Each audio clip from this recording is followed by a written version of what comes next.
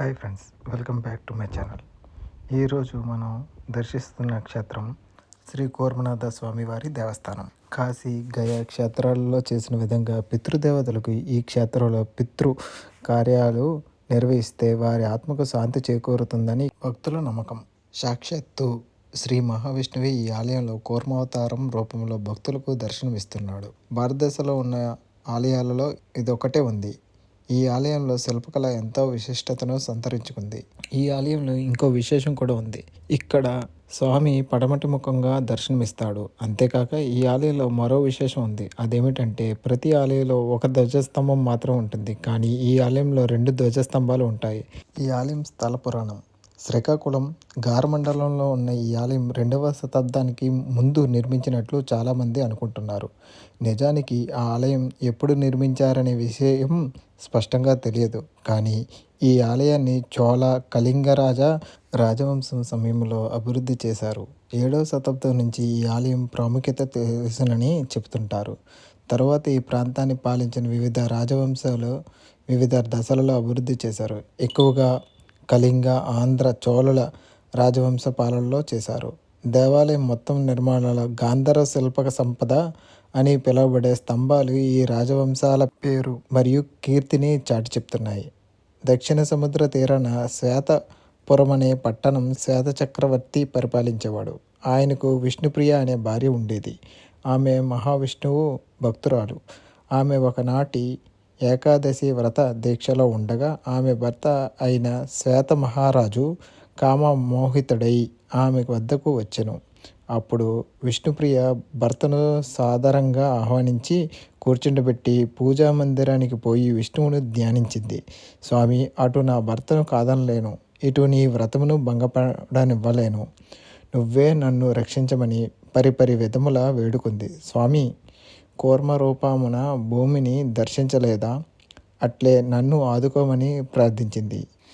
ఆ శ్రీమన్నారాయణుడు దర్శనమిచ్చి అక్కడనే గంగను ఉద్భవింపజేసెను.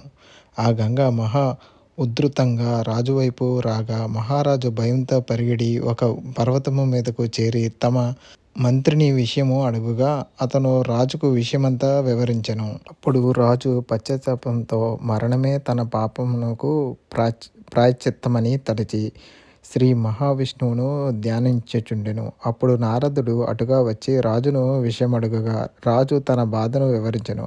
అప్పుడు నారదుడు రాజుకు శ్రీకూర్మ మంత్రమును ఉపదేశించి దీక్షతో ధ్యానించమని చెప్పెను.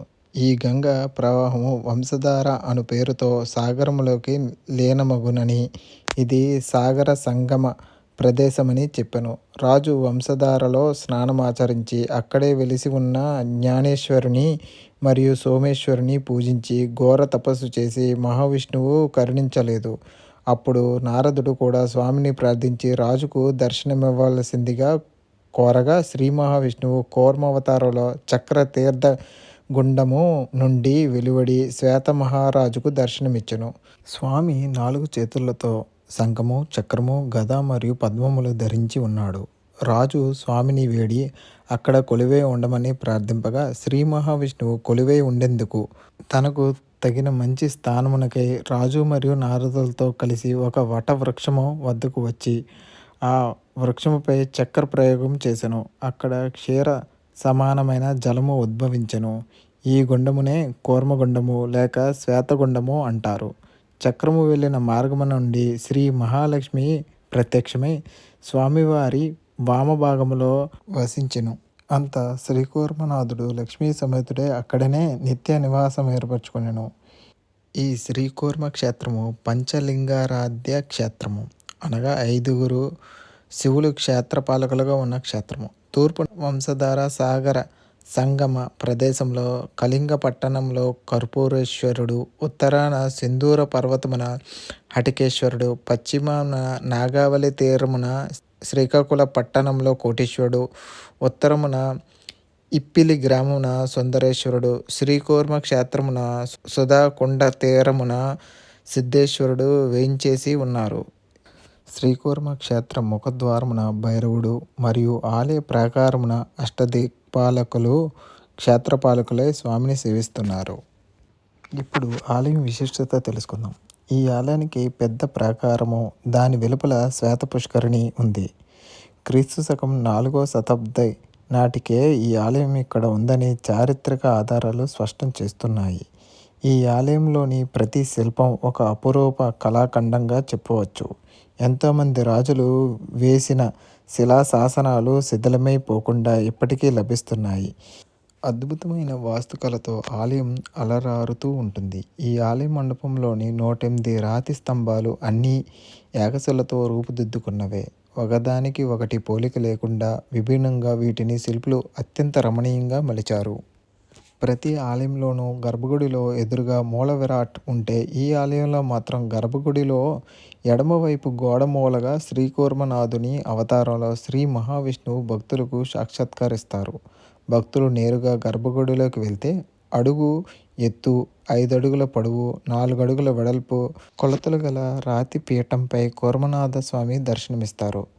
గర్భగుడిలోకి భక్తులు నేరుగా వెళ్ళడం వైష్ణవ సంప్రదాయానికి భిన్నమైన ఇక్కడ మాత్రం నేరుగా గర్భగుడిలోనే స్వామిని దర్శించవచ్చు. ఈ ఆలయానికి బలరాముని శాపం కూడా ఉంది. ఆలయంలో శ్రీకూర్మనాథుని విగ్రహం పశ్చిమాభిముఖంగా దర్శనమిస్తూ ఉంటుంది. ద్వాపర యుగంలో శ్రీకాకుళంలో ఉమా రుద్ర కోటేశ్వర లింగ ప్రతిష్ఠ చేసిన బలరాముడు శ్రీకూర్మం వచ్చాడు. అక్కడ క్షేత్రపాలకుడైన భైరవుడు అతనిని అడ్డగించాడు. దాంతో అతడు భైరవునిపై ఆగ్రహంతో అతనిని గిరగిరా తిప్పి విసిరేశాడు. ఇది తెలిసిన కూర్మనాథ స్వామి బలరామునికి దర్శన భాగ్యాన్ని కల్పించాడు. అయినప్పటికీ తనకు జరిగిన అవమానంతో ఆగ్రహాన్ని చల్లారని బలరాముడు కూర్మావతారంలో ఆలయం భూమిపై మరెక్కడా ఉండకూడదని శపించాడు. అందువల్లే ప్రపంచంలో ఇది ఏకైక కూర్మనాథ స్వామి వారి ఆలయంగా విరజిల్లుతుంది. ఈ ఆలయానికి 2 ధ్వజస్తంభాలు ఉండడం మరో ప్రత్యేకత. శ్రీకూర్మంలోని పుష్కరిణి అడుగు భాగం నీరుతో కలిసిన మట్టి తెల్లగా తళతళలాడుతూ ఉండడం విశేషం. ఒక మహర్షికి శ్రీకృష్ణుడు గోపికలతో సహా వచ్చి ఈ పుష్కరిణిలో జలక్రీడలాడుతూ కనిపించాడంట. అందువల్లే ఈ పుష్కరిణిలోని మట్టి తెల్లగా మారిందని చెబుతారు. దీనిని గోపీచందనం అని కూడా అంటారు. ఈ పుణ్యక్షేత్రం యొక్క ప్రధాన ఆకర్షణలు కూర్మ, విష్ణు, పద్మ, బ్రహ్మాండ పురాణాల్లో మూలాలు.